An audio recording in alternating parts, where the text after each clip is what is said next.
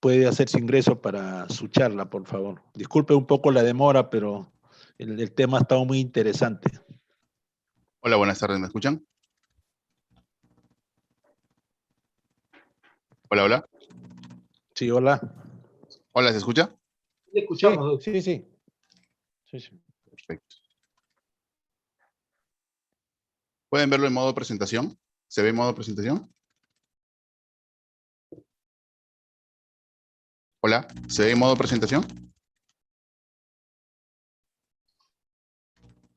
Sí, doctor, sí, está bien, Ya, perfecto. Bien, comienzo entonces. Okay. Bien, agradezco al Cuerpo Médico por la invitación. Voy a hablar sobre las medidas preventivas del COVID-19. Soy Jorge Fernández, médico epidemiólogo del Hospital Mansour Aguinaga, y seré breve en lo que son las medidas preventivas que, valgan verdades, ya a más de 1 año y medio de la pandemia todos conocemos. Sin embargo, voy a darles algunos tips que considero de que no se tocan mucho, pero hay muchos personal de salud y sobre todo gente de a pie, personas que no son personal de salud, que tienen actitudes o costumbres inadecuadas con respecto a las medidas preventivas. Uno de ellos, por ejemplo, es en cuanto a la mascarilla. Muy pocos tienen la costumbre de lavarse las manos antes y después de colocarse la mascarilla. Esto es importante saberlo, puesto de que la mascarilla va a pasar un buen tiempo en nuestro rostro, cubriéndonos sobre todo lo que es la boca y la nariz.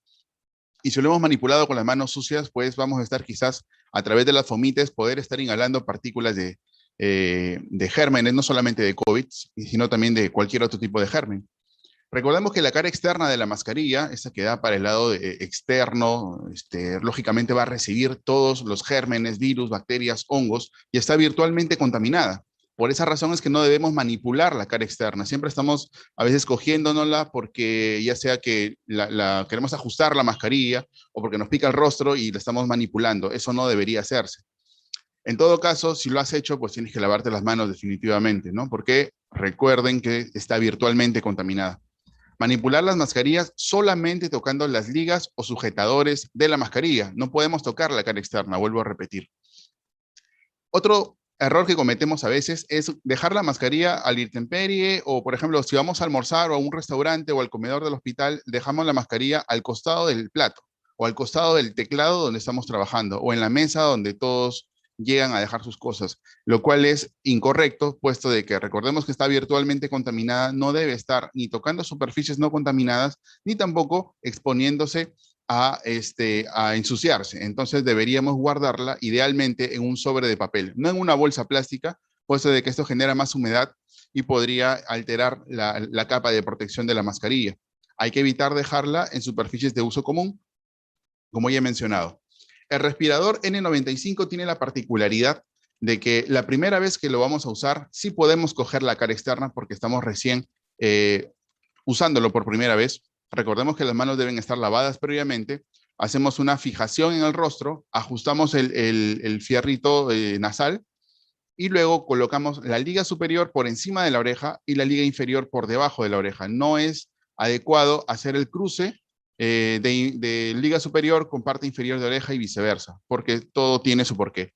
En este caso deberíamos siempre asegurarnos no solamente de llevar puesta la mascarilla, sino también de hacer la fijación al rostro lo más que se pueda. El rostro tiene una forma irregular, por lo tanto, por eso es que los respiradores N95 tienen ese fierrito maleable que permite adaptarlo a la superficie de nuestro rostro. Más que usar dos mascarillas, una mascarilla bien usada sería mucho mejor que usar dos mal puestas a la vez. Para retiro de la mascarilla o en este caso, el respirador N95, tenemos que usar una técnica adecuada. Unos que se sacan liga por liga, otros se retiran de forma inadecuada. Lo que tenemos que hacer es retirar cada una de las ligas y siempre manipular estos sujetadores y no la cara externa de la mascarilla. Para el caso de la mascarilla quirúrgica, recordemos siempre de que el lado celeste, por lo general, es el que debería ir hacia afuera. El lado blanco debería ir hacia adentro. Esto porque ya están formados de fábrica ciertos pliegues que permiten la adherencia de todo tipo de gérmenes de esta forma, ¿no? Y los pliegues finalmente son los que nos dan la protección. Una de las formas que he visto que la gente comete, la forma del uso inadecuado de la mascarilla, es que, por ejemplo, se baja la mascarilla, se la retira momentáneamente o parcialmente para poder hablar por teléfono, para poder comer algo, para tomar alguna bebida, etcétera, o para hablar quizás a alguien que está muy lejos, ¿no? Entonces, se pasan la mascarilla sobre el cuello, se baja la mascarilla sobre el cuello. Recordemos que el cuello es una zona expuesta, por eso sale en rojo.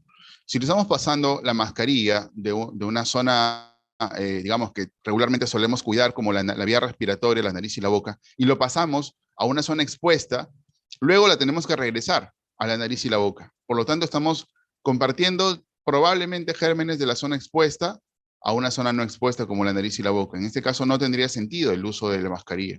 Debemos siempre tener mucho cuidado con ello porque podemos estar más bien movilizando gérmenes. No estoy hablando de coronavirus solamente, sino de gérmenes en general. Más de lo mismo, utilizar correctamente la mascarilla. Lo que vengo diciendo, lávate las manos antes de colocártela, asegúrate de que esté cubriendo boca, nariz y mentón. Evita tocarla mientras la tengas puesta. La cara externa, recuerden, nunca se debe manipular. Y no toques la parte frontal de la mascarilla para retirarla, solamente de las ligas. Otro aspecto importante es el lavado de manos. Sabemos de que hay 3 tipos de lavado de manos. El lavado de manos social, que hacen las personas en sus domicilios, por lo general. El lavado de manos clínico, que es el más difundido por la OMS, ese que dura de 40 a 60 segundos, y lo debería hacer todo personal hospitalario, tanto administrativo como asistencial. Y el lavado de manos quirúrgico, que demora un poco más de tiempo y llega hasta la superficie del codo. Desde la pandemia, el que más se ha difundido es justamente, el lavado de manos clínico. El lavado de manos clínico, como bien sabemos, está difundido en todos los hospitales, en todos los lavatorios del hospital, están colocados afiches que tienen que ver justamente con los 11 pasos de lavado de manos de la OMS. Entonces tenemos que asegurarnos de cumplir los 11 pasos. Ya voy a explicar más adelante por qué esto es importante. Porque si no hacemos uno de los pasos, nuestras manos no están protegidas, no están libres de gérmenes, por lo tanto no son seguras para poder hacer un trabajo asistencial, considerando de que la mayoría de los asistentes a este curso, por lo general son personal de salud, deben tener en cuenta esto.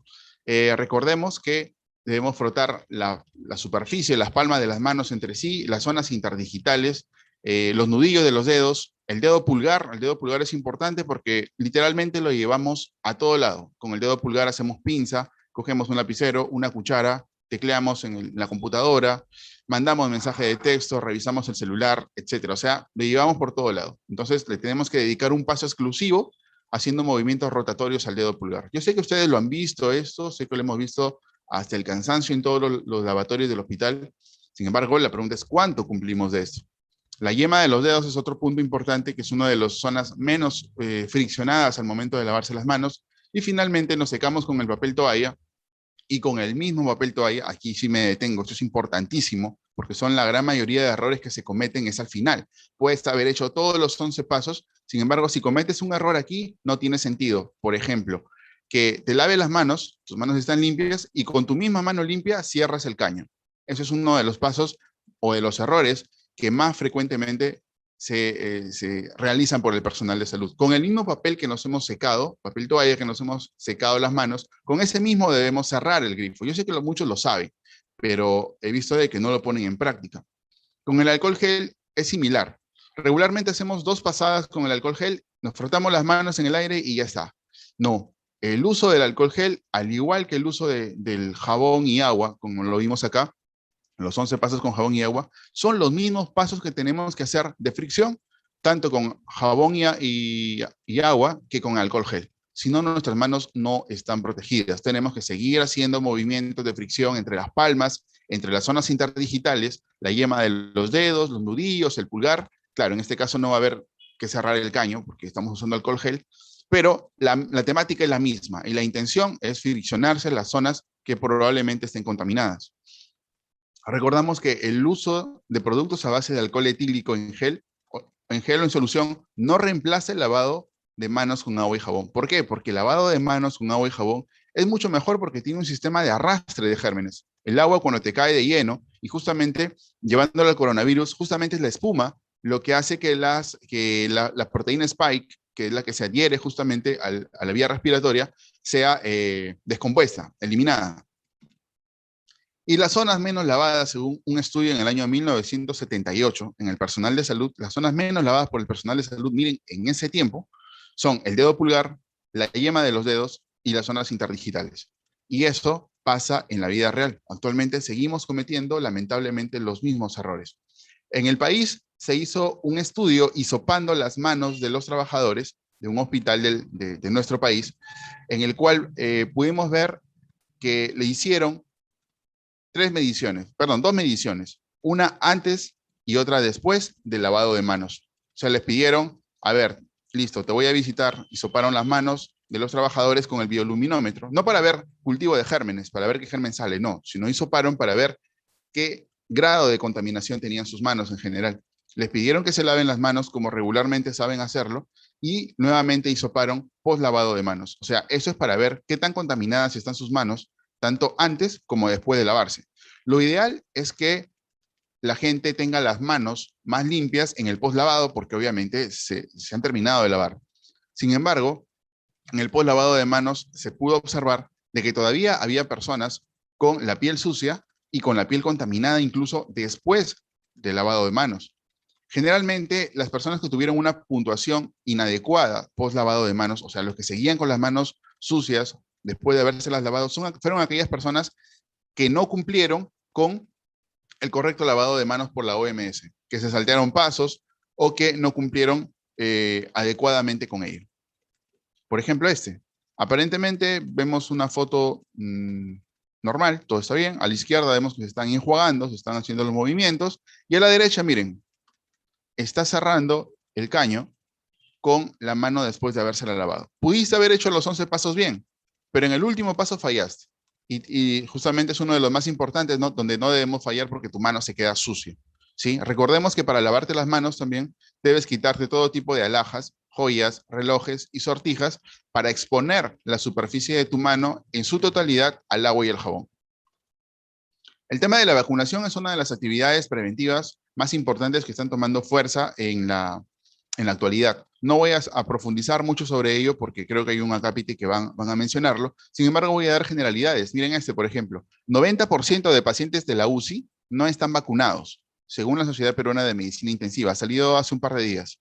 Carlos Lescano, presidente de la entidad, sostuvo que el 30% de pacientes UCI no presentaban comorbilidad. Sin embargo, por no estar vacunados, la gran mayoría de pacientes de la UCI tenían esta condición, ¿no? Miren esta otra. Iquitos es la primera ciudad del Perú en donde ya hay pacientes en la UCI que esperaron por Pfizer y no quisieron vacunarse con Sinopharm. Creo que sobran las palabras. Gorka Olive, que es un investigador español, menciona que las vacunas previenen de la infección sintomática en más del 75%.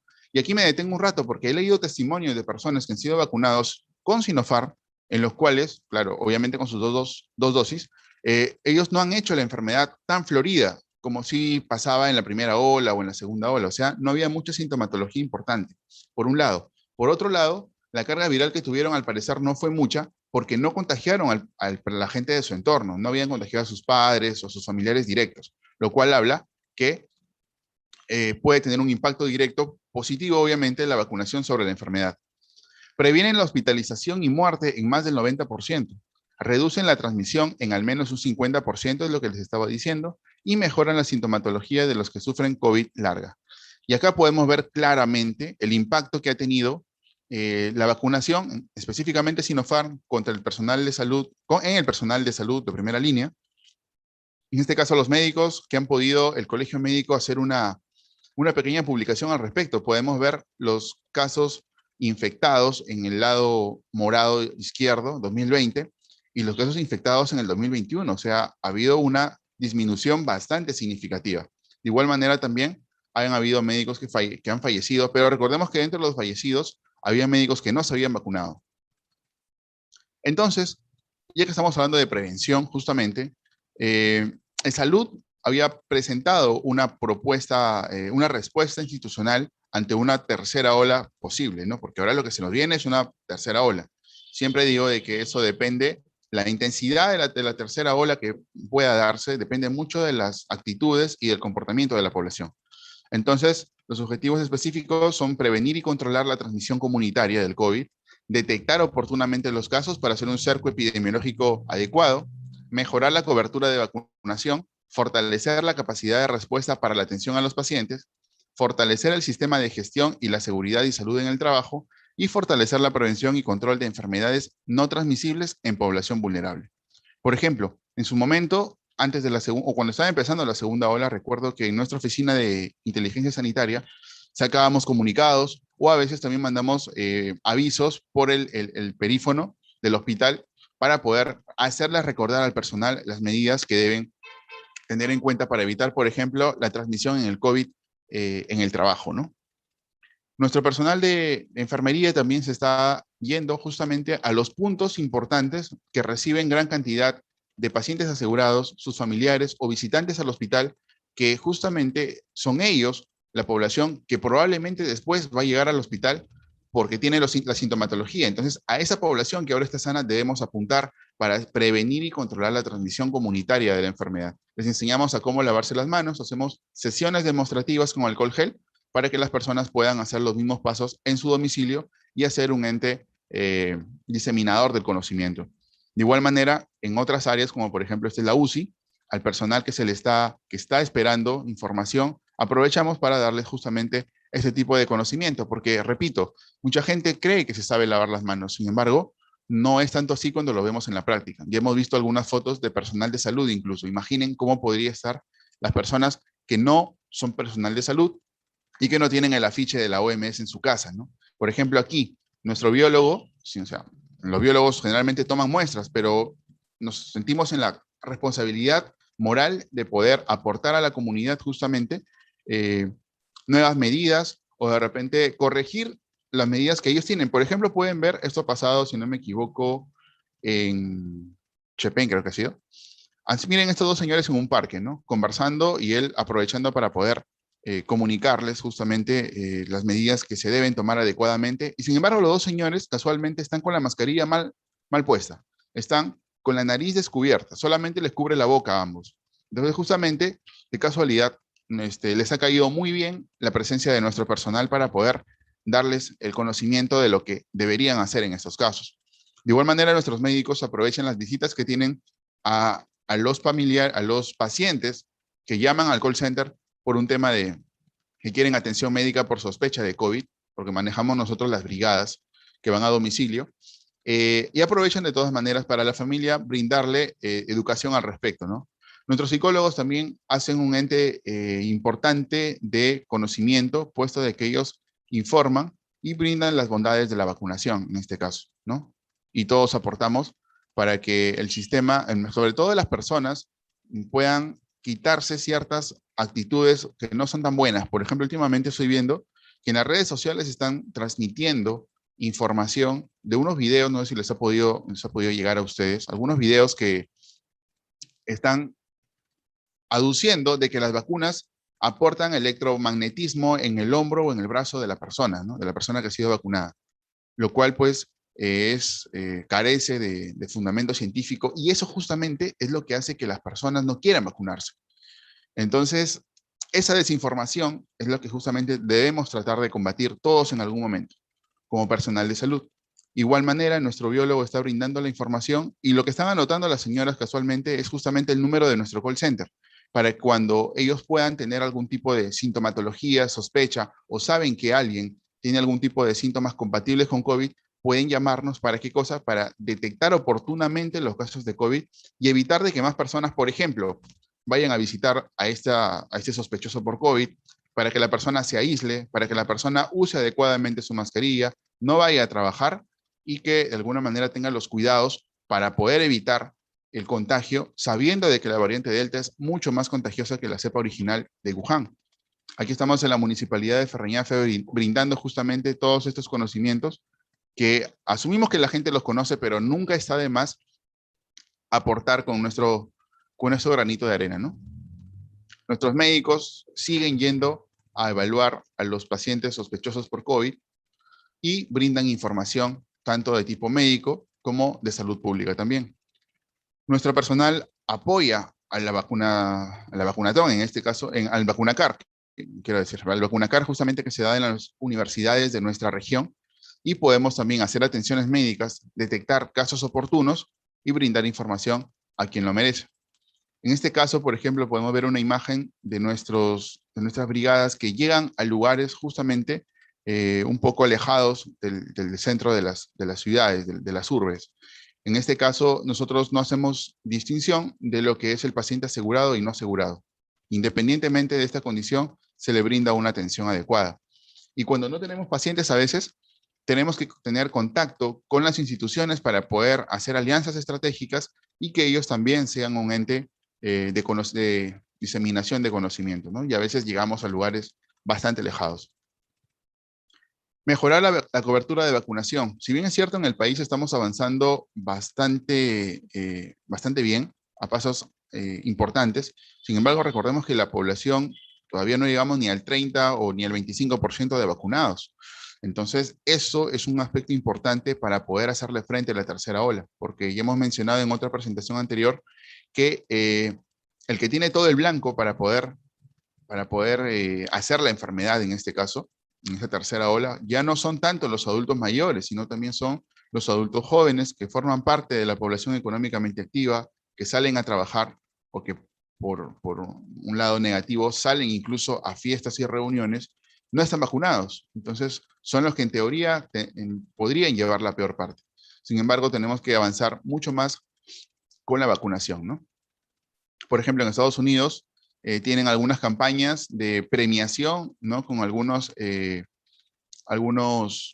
instrumentos electrónicos o becas, los cuales las personas después de haber recibido su segunda dosis pueden ser acreedores de eso, ¿no?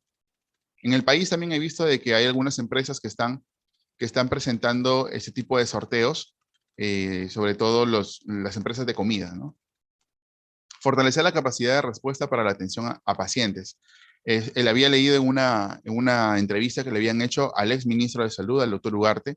Justamente él decía de que ahora ya estamos un poco más abastecidos que antes en el tema del oxígeno. Ahora tendríamos más plantas que antes. Por ejemplo, acá dice el Perú cuenta ahora con más de 300 plantas de oxígeno, cosa que carecíamos en las olas anteriores. Espero que no sea necesario tanto su uso en esta oportunidad.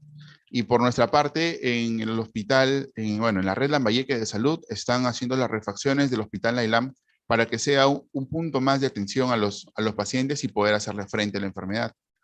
Dentro del ambiente de trabajo tenemos que tener en cuenta las 3C, los lugares cerrados con poca ventilación, espacios concurridos, debemos evitar espacios concurridos, debemos evitar también lugares cerrados y evitar el contacto cercano, porque esto puede hacer de que el contagio sea inminente. A veces en las áreas administrativas se confían un poco y están conversando sin mascarilla, tomando desayuno a menos de 2 metros y sin mascarilla. Recordemos que los asintomáticos también contagian. Y si estamos hablando de contagiosidad, recordemos que la variante Delta tiene un R sub 0 de 5, cosa que el de Wuhan tenía 2.4 aproximadamente, 2.5. Nada de lo que estoy hablando serviría si la actitud de las personas no cambian. Podemos tener al 80% de la vacunación, podemos tener inmunidad de rebaño, podemos tener la mejor mascarilla del mundo. Sin embargo, si las personas no siguen con una conducta adecuada, no se cuidan, de nada va a servir. Miren, Israel, por ejemplo, ya está teniendo una tercera ola franca, lo cual hace de que su estado esté queriendo agregar o adicionar una nueva dosis de vacunación incluso. ¿Por qué? Porque a pesar que están vacunados, ya habían retirado las mascarillas, el uso de las mascarillas, por esta razón. Sin embargo, la variante Delta es tan contagiosa de que ya están nuevamente retrocediendo a tomar ciertas medidas que habían dejado de hacer. Por ejemplo, en el país, a mucha gente se les dice de que deberían usar la mica facial, ¿no? El protector facial, en lugares concurridos donde vas a pasar una buena cantidad de tiempo en el transporte público. Por ejemplo, en Lima sabemos que las distancias son mucho mayores que en cualquier otra región, y esto pues te predispone a que estés más tiempo encerrado con una persona que puede que sea positivo o peor, sea asintomático y no te des cuenta. Entonces, esas actitudes deberían cambiar en la población.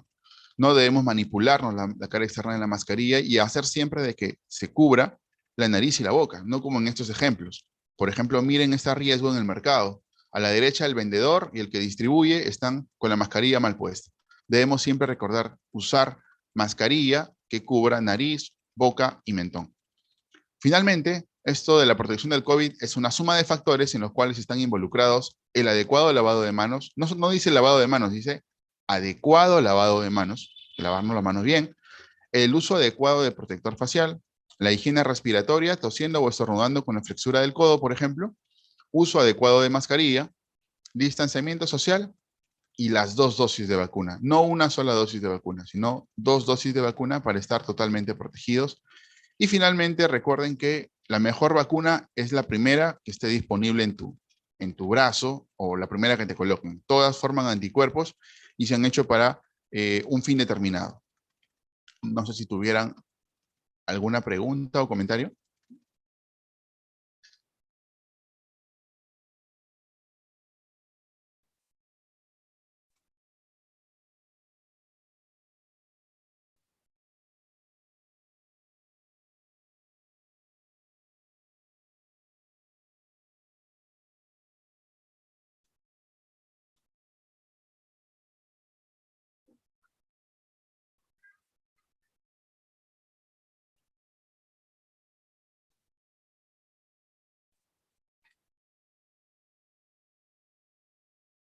Claro, estoy leyendo. Hola, ¿se me escucha?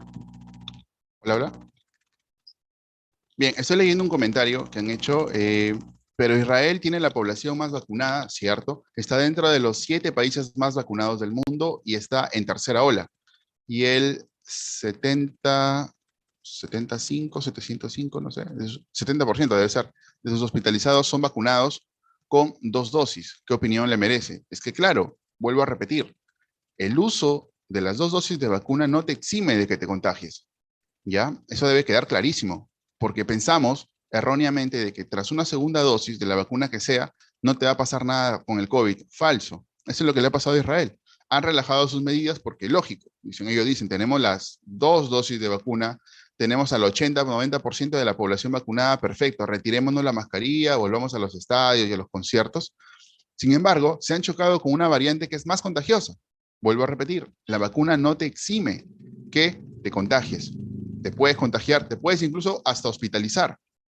La función de la vacuna es que formes tal inmunidad que no haga formas severas o que no fallezcas. Lo que ha pasado en Escocia. Escocia también es otro país de primer mundo con un buen sistema sanitario y con una buena cobertura de vacunación. Sin embargo, se han chocado con la variante Delta y la variante Delta les ha colapsado el sistema sanitario. No hablo de fallecidos, no hablo de alta letalidad, sino de que es muy contagiosa, que cuando, digamos, por la misma contagiosidad, más gente exponencialmente se contagian, exponencialmente van a llegar a los hospitales probablemente. Por lo tanto, te colapsa el sistema. Vas a necesitar más camas, quizás más oxígeno, quizás no tantos fallecidos tengas, pero igual vas a tener una demanda muy grande y eso es lo que debemos evitar.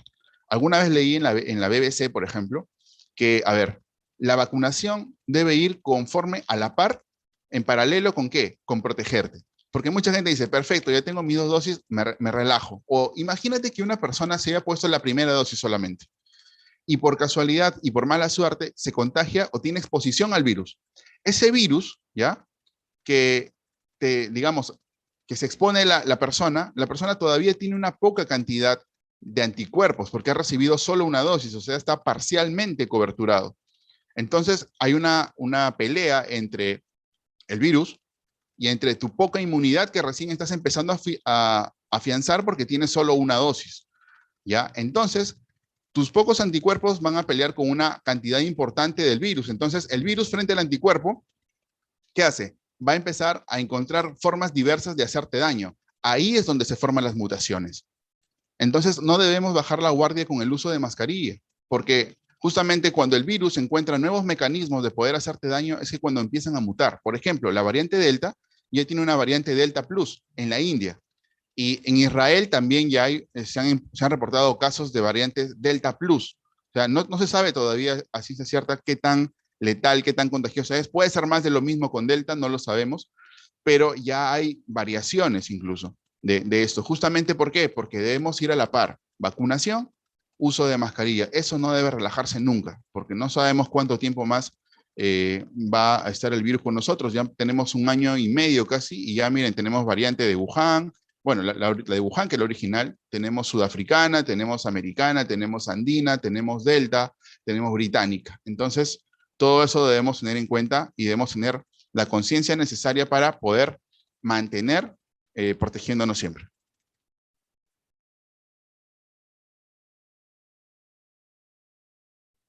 No, las variantes no son por las vacunas. Hay gente que piensa que cuando te vacunas te están colocando una variante. He leído eso. Eso es totalmente falso. Eso es imposible que suceda, ¿no? Las variantes son, claro, o sea, se producen por una respuesta. La variante es una mutación, es un mecanismo de defensa del virus para poder terminar de atacarte. Al encontrar nuevos mecanismos, justamente, es que hace que esto se manifieste en una nueva mutación, de una nueva cepa, ¿no? Sin embargo, no es que por efecto de la vacuna, no, sino más bien yo diría por efecto de que la persona no se protegió bien, es que se expuso a una carga viral, la cual pudo haber mutado. Pero esa responsabilidad de las personas, justamente, debe ir a la mano, o digamos, de la mano, a la par, y en paralelo, el uso de mascarilla y la vacunación. La gente piensa de que tiene 2 dosis y ya, después de 2 dosis, te puedes salir a una reunión. No, tienes que esperar todavía 20 días para recién empezar a sentirte coberturado en su totalidad, ¿no?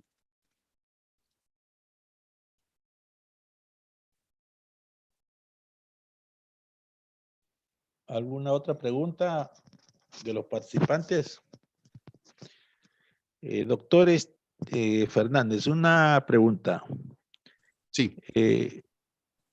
Yo pienso que ya viene la tercera ola, pero las personas que se han vacunado y están con los protocolos de la mascarilla, doble mascarilla, protector facial, yo pienso que son personas que eh, no creo que a ellos llegue la tercera ola. Más que todo va a ser a las personas que no están vacunadas y que no usan el protocolo, ¿no? De la mascarilla, protector facial, ¿no? ¿Usted qué opinión tiene, doctor? A ver, claro, justamente lo vengo diciendo ya desde hace un buen tiempo de que las proyecciones de la tercera ola, Salud menciona, por ejemplo, que son de 3 a 4 o 7 veces la primera ola en cuanto a intensidad. Esto va a depender mucho del comportamiento de las personas. El detalle es que a comparación de la primera y la segunda, estamos hablando de una cepa que es mucho más contagiosa. Entonces, uno se puede cuidar cuando sale, pero ¿qué pasa si en tu casa también tienes, por ejemplo, un jovencito que salió a ver a sus amigos, salió a jugar, salió a conversar o a una reunión y regresa contagiado? Tú en tu casa no vas a usar, bueno, al menos el común denominador de la población no usa en su casa mascarilla facial porque está dentro de su casa. Cuando salen es que se cuidan. Pero dentro de tu casa tuviste contacto con un familiar tuyo que no se cuidó, ya te puede contagiar igual. Tú te puedes cuidar para salir a la calle, pero adentro te contagiaron, ¿no? Que es lo que regularmente ha pasado en las 2 olas. Por más que te cuides, igual siempre hay un riesgo de que te puedas contagiar también dentro de casa, porque en casa, lógicamente, la gente se quita la mascarilla y todo. Pero por eso es ya, el reto es hacer de que la conciencia se haga plural y que todos tengamos la responsabilidad de usar la protección en todo momento, por más vacunado que estemos. Y eso justamente es lo que va a determinar qué tan grande o con qué tanta intensidad o qué tanto impacto pueda tener la tercera ola en el país, ¿no?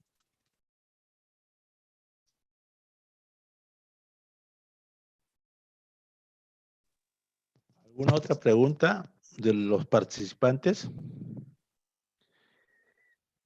Bueno, le agradecemos, doctor Jorge Fernández, por su charla. Ha estado magnífico.